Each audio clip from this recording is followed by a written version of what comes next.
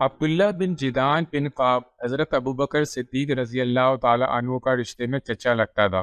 اس کا شمار زمانہ جاہلیت کے ان لوگوں میں ہوتا تھا جو لوگوں کو کھانا کھلانے اور امداد فراہم کرنے میں صف اول میں گنے جاتے تھے۔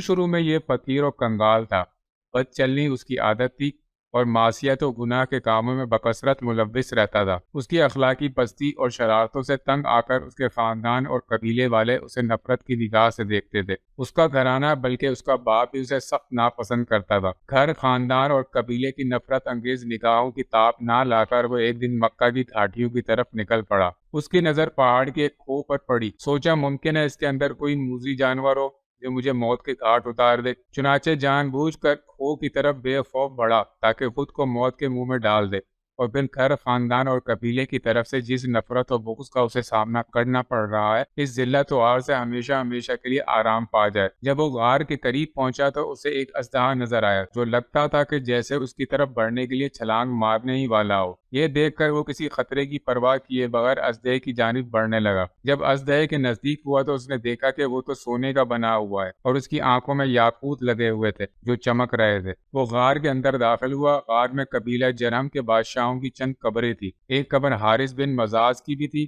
جو ایک طویل مدت پہلے غائب ہو گیا تھا اور کسی کو معلوم نہیں رہا کہ آخر وہ کیا کدھر آیا، اسے آسمان نے اچک لیا یا زمین کھا گئی۔ عبداللہ بن جدعان کو ان قبروں کے سرہانے سونے کا ایک تختہ ملا جس پر ان بادشاہوں کی تاریخ وفات اور ان کی مدت حکومت کی تفصیل درج تھی۔ نیز ان کی قبروں کے پاس ہیرے جواہرات اور سونے چاندی کا انبار تھا۔ عبداللہ بن جدعان نے غار کے اندر سے حسب خواہش جواہرات لیے اور غار کے منہ پر پہچان کے لیے نشان لگا کر نکل گیا۔ جب وہ لوٹ کر اپنی قوم کے پاس آیا تو انہیں خوب دولت سے نوازا، چنانچہ لوگ اس کو محبوب جاننے لگے اور اسے اپنا سردار بھی تسلیم کر لیا۔ عبداللہ بن جدعان لوگوں کو کھانا کھلاتا اور جب بھی اس کے پاس دولت ختم ہو جاتی تو غار سے جا کر حسب خواہش ہیرے جواہرات اور سونا چاندی نکال لاتا، لوگوں کو کھانے میں کھجور اور ستو دیتا اور پینے کے لیے دودھ کا بندوبست کرتا۔ عبداللہ بن جدعان نے ملک شام کی طرف 2000 اونٹ بھیجے تھے جن پر گیہوں، شہد اور گھی لاد کر مکہ لایا گیا۔ پھر اس نے ایک منادی کرنے والے کی یہ ذمہ داری لگا دی کہ وہ ہر رات خانہ کعبہ کی چھت پر چڑھ کر لوگوں میں کھانے کے لیے دعوت عام کا اعلان کرے۔ چنانچہ ہر رات وہ منادی کرنے والا اعلان کرتا، ابن جدعان کی دیگ کی طرف آؤ،